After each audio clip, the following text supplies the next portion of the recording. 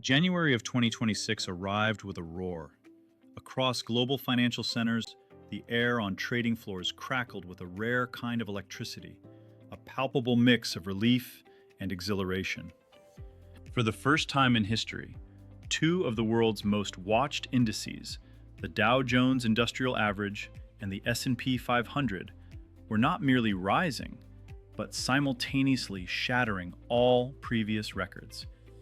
It was a spectacle of market exuberance, a seemingly perfect symphony of optimism playing out on screens worldwide.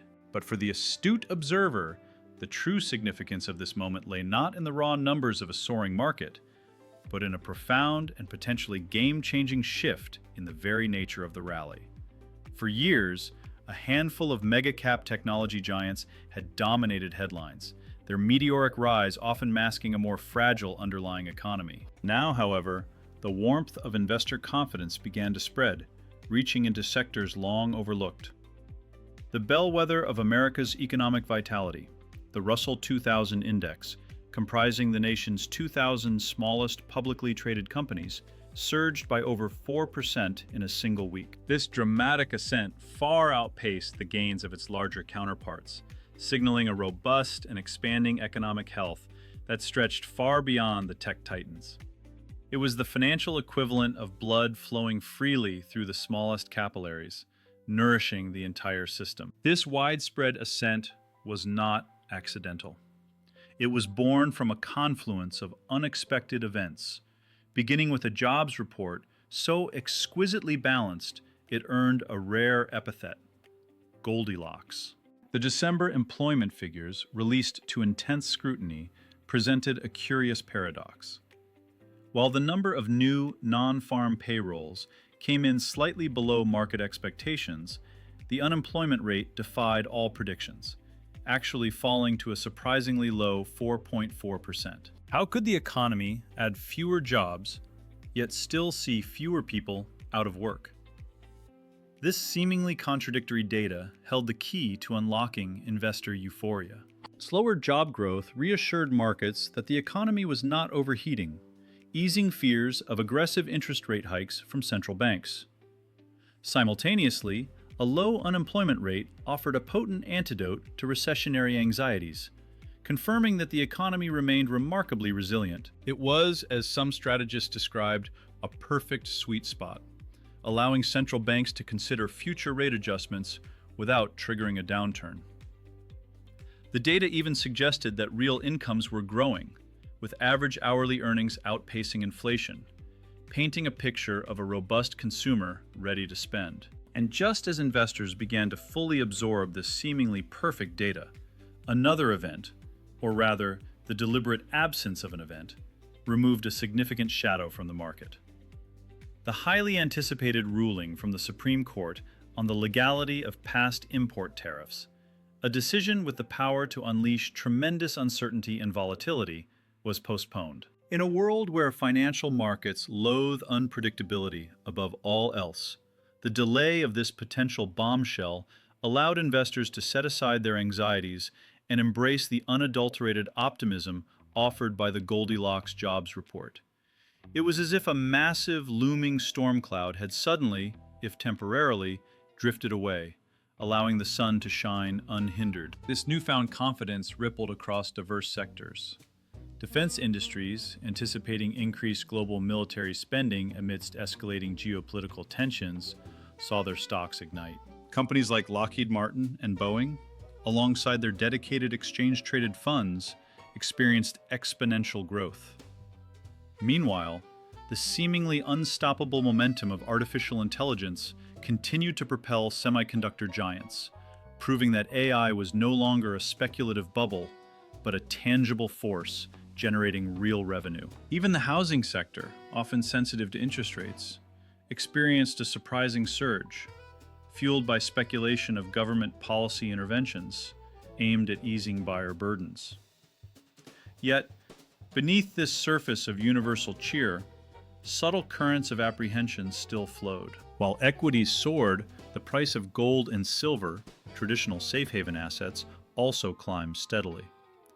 This peculiar dichotomy suggested that Despite the outward celebration, a segment of the investment community remained wary, perhaps hedging against unforeseen future risks. The bond market, too, often considered the more sober counterpart to the stock market, conveyed a nuanced perspective.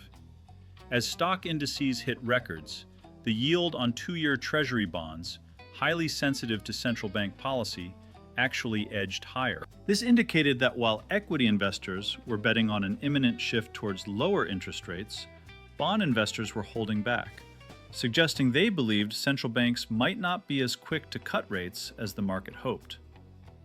This complex interplay of soaring optimism, underlying caution, and the profound impact of both expected and unexpected events paints a compelling picture of a market at a pivotal moment.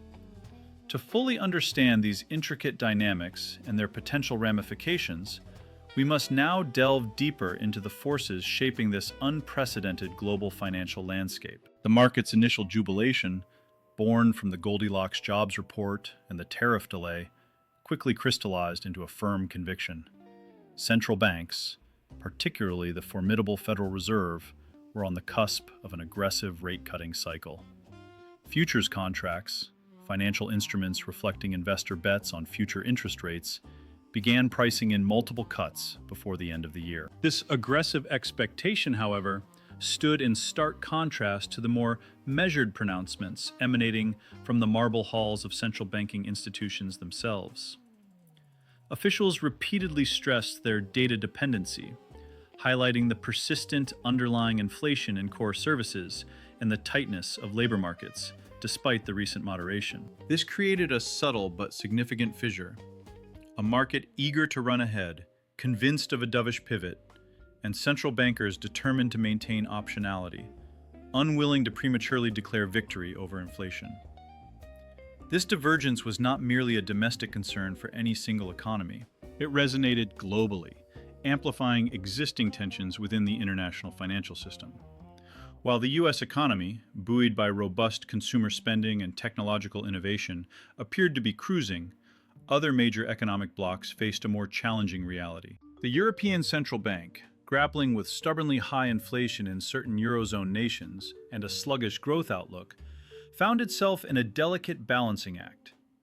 An aggressive rate cut by the Federal Reserve, if not mirrored by the ECB, could lead to a significant strengthening of the euro, making European exports more expensive and potentially hindering economic recovery. Meanwhile, the Bank of Japan continued its long and arduous battle against deflationary pressures, a struggle that often seemed to defy conventional monetary policy tools. The yen remained under intense pressure, further complicated by global capital flows seeking higher yields in other developed markets. This intricate dance of divergent monetary policies created a volatile currency landscape, impacting everything from corporate earnings to the cost of imported goods, ultimately influencing the very inflation metrics central banks were trying to control. Yet, beyond the immediate machinations of monetary policy, deeper, more structural shifts were at play, casting long shadows over the long-term economic outlook. The global supply chains, once considered robust and efficient, continued to exhibit profound fragilities. Geopolitical tensions, from ongoing conflicts to heightened trade disputes, relentlessly squeezed critical choke points. Shipping costs remained elevated, fueled by unpredictable disruptions and a surging demand for raw materials. This persistent pressure meant that while headline inflation figures might have cooled, the underlying cost of production for many goods remained stubbornly high. Corporations, faced with rising input prices, found themselves in a precarious position: absorb the costs and erode profit margins, or pass them on to consumers, risking a renewed inflationary spiral. This delicate balancing act was largely unseen by the average equity investor, focused more on quarterly earnings reports than the complex logistics of global trade. Simultaneously, the foundational pillars of energy security were undergoing a dramatic transformation.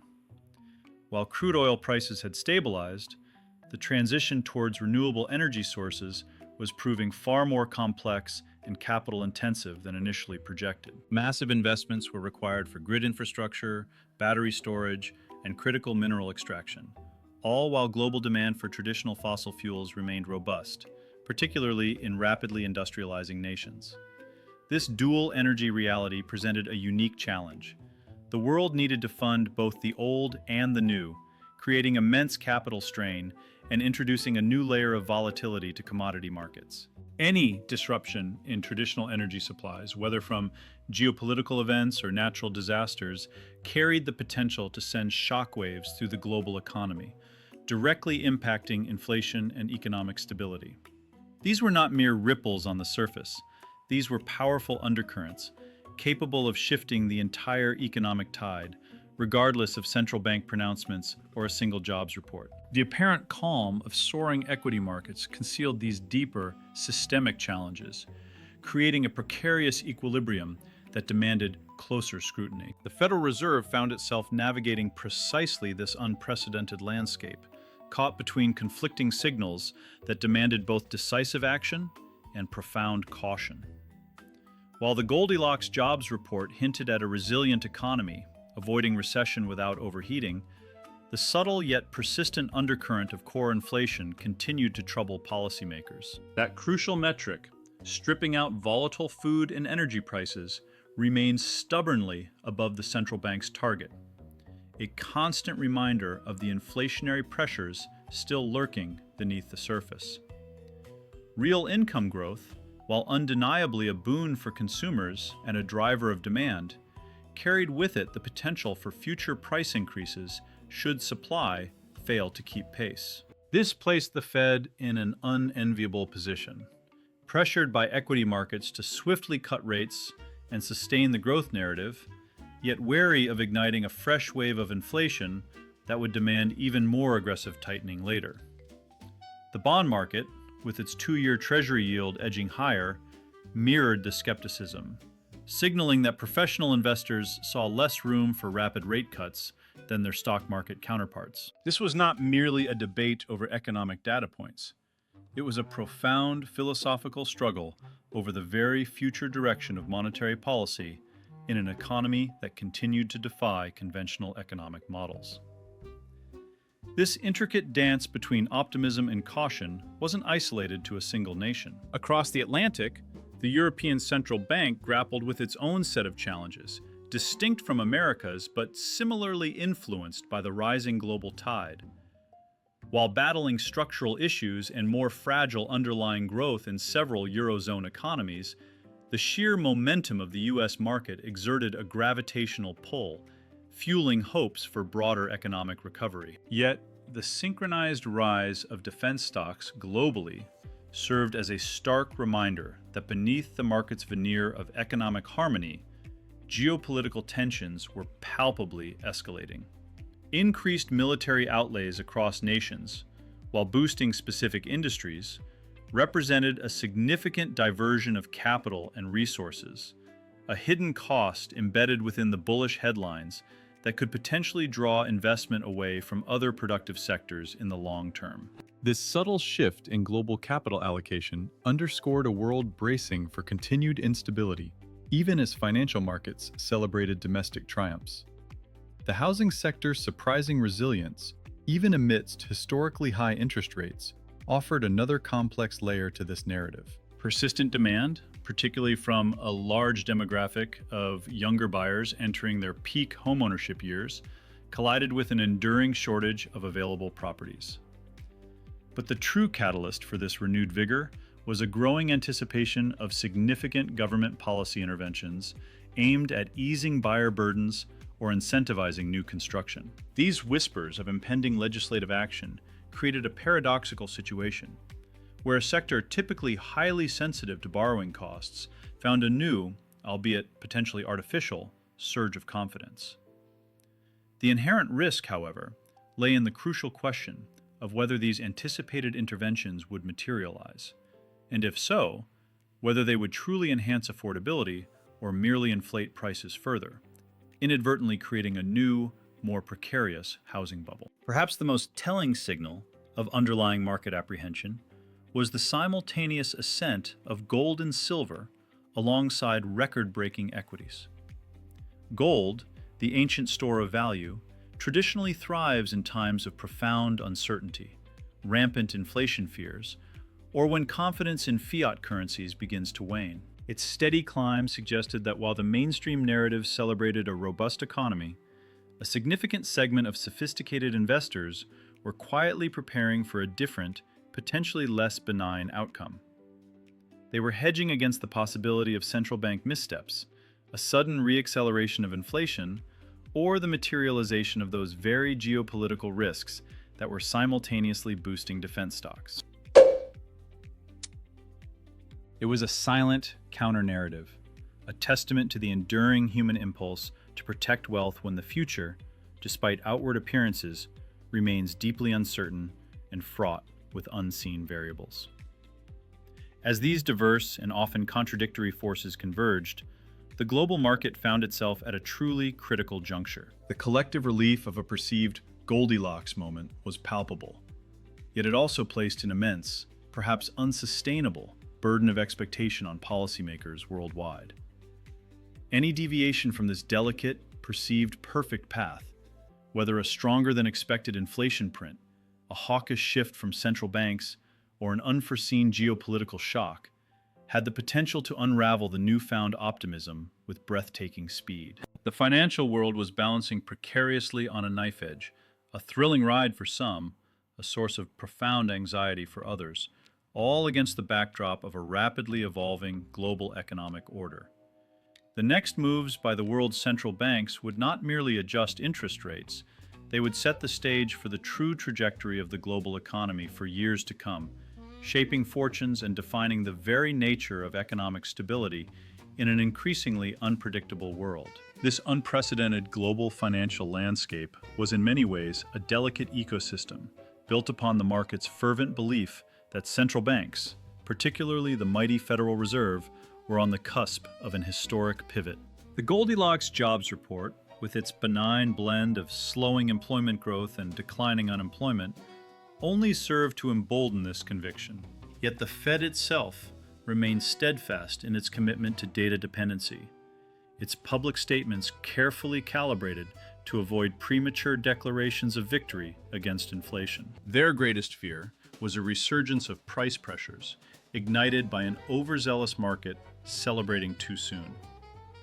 The most anticipated of these indicators loomed large on the horizon: the Consumer Price Index report for December, due in just a few days. A softer than expected inflation print would undoubtedly fuel the rate cut frenzy, sending stocks even higher and potentially pushing bond yields lower in anticipation of imminent easing. Such an outcome, a persistent inflationary signal, would force the Fed to maintain its restrictive stance longer than anticipated, challenging the very foundation of the current market rally.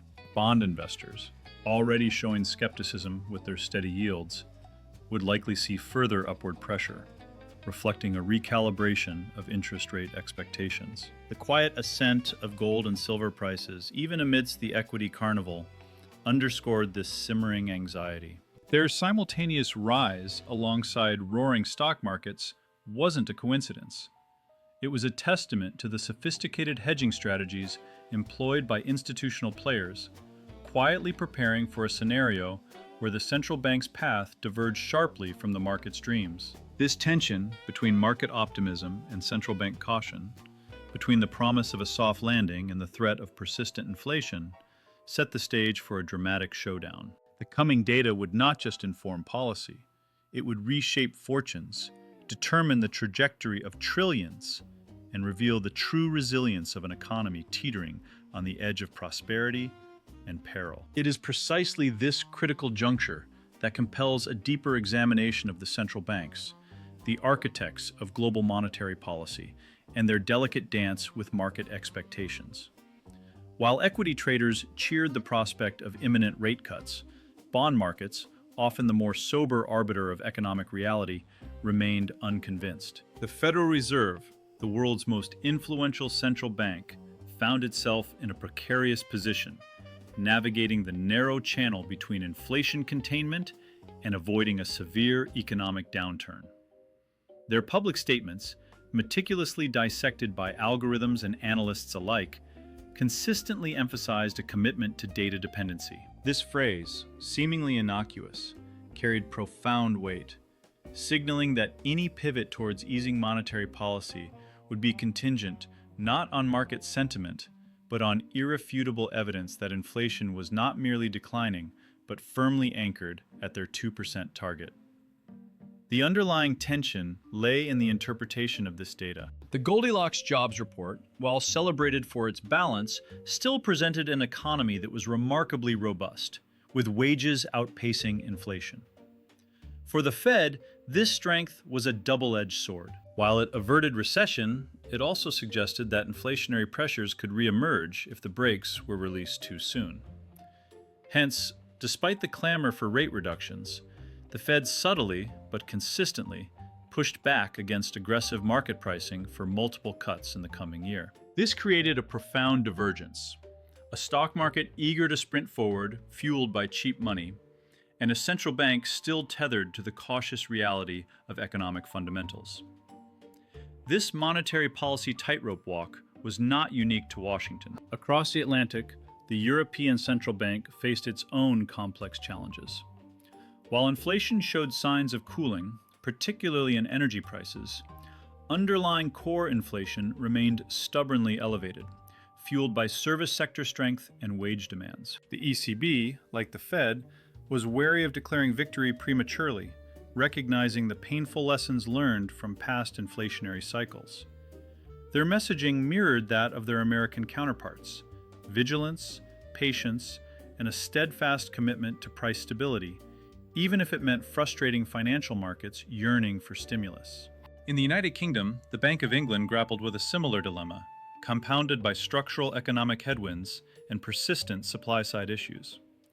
Wage growth, while slowing, still outpaced productivity, fueling concerns about embedded inflation. The BOE, often seen as more hawkish than its peers, found itself under intense pressure from both politicians and businesses to ease the burden of high borrowing costs. Yet, its mandate for price stability remained paramount. Meanwhile, in Japan, the Bank of Japan continued its unique, long-standing experiment with ultra-loose monetary policy, even as global peers tightened. However, with inflation finally showing sustainable signs of emerging, the market began to keenly anticipate a subtle but significant shift in the BOJ's stance, a move that would reverberate across global bond markets. The collective implication of these central bank postures was a quiet reassertion of higher for longer. This was not a punitive stance, but a pragmatic recognition that the era of near-zero interest rates, which had inflated asset prices for over a decade, was truly over. The cost of money, a fundamental economic variable, was settling at a new, elevated equilibrium. For corporations, this meant higher borrowing costs, impacting investment decisions and profit margins.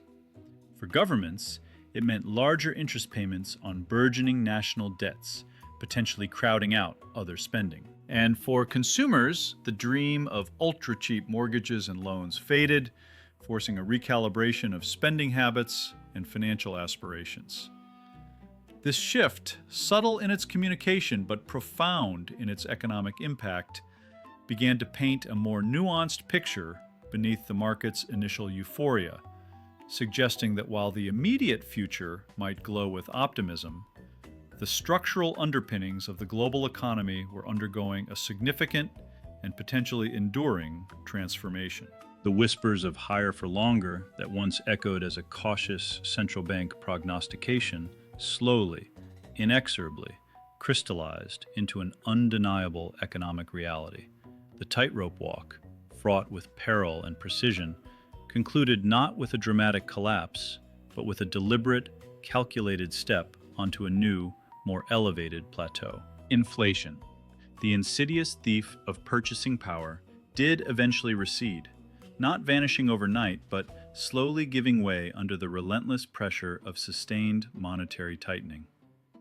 Yet, the cost of that victory was profound, etching itself onto the very fabric of global finance and society.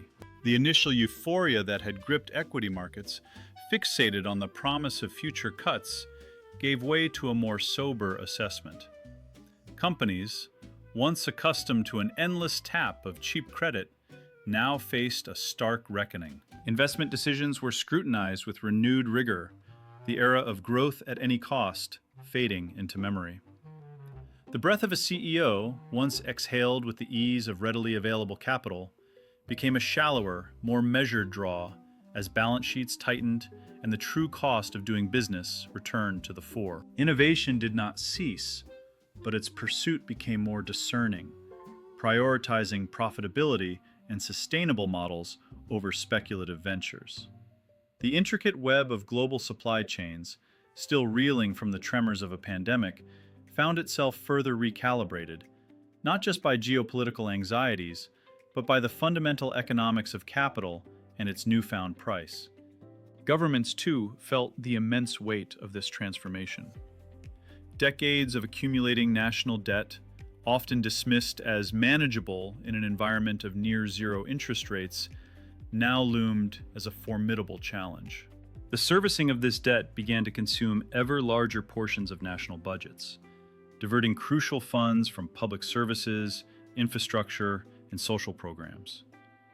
The political discourse, already fractured, became even more strained as leaders grappled with the unenviable task of balancing fiscal prudence with the clamor for continued public spending. The very definition of a nation's economic sovereignty, once seen through the lens of trade balances and industrial output, now also encompassed its capacity to manage the immense burden of its past financial decisions. Across continents, the air crackled with the quiet tension of austerity debates, of difficult choices deferred no longer. For billions of individuals, the personal impact was a slow, dawning realization of a fundamental shift. The dream of home ownership, already distant for many, retreated further as mortgage rates surged. The accessibility of loans for education, for starting a small business, for everyday life became noticeably more restrictive. The simple act of saving money, once an exercise in futility when real returns were negative, regained its traditional economic significance. Yet this recalibration was not without pain. For those already struggling, the higher cost of living, coupled with increased borrowing expenses, squeezed household budgets to their breaking point. Wealth inequality, a persistent shadow cast by the previous era of quantitative easing and asset inflation, found new contours, with those possessing tangible assets often better positioned to weather the storm than those reliant on wages alone. The collective sigh of a generation, once dreaming of unfettered progress, now carried a heavier resonance of adaptation and renewed struggle. The higher for longer era was more than just a tweak to interest rates. It was a profound reassertion of fundamental economic principles. It served as a stark, enduring lesson in the immense, often invisible, power wielded by central banks. Their pronouncements, meticulously crafted and parsed, demonstrated their capacity to steer not just financial markets, but the very trajectory of human lives. This episode did not end with a definitive bang, but rather with a quiet, persistent hum. The sound of a global economy recalibrating its gears, settling into a new rhythm, one that demanded greater discipline, more discerning investment, and a profound reevaluation of value in an environment where money itself had rediscovered its true cost. And as the dust settles, a question lingers. Was this a return to normalcy, or the forging of an entirely new, unpredictable economic paradigm, forever shaping the fortunes of nations and the daily existence of every individual on this planet?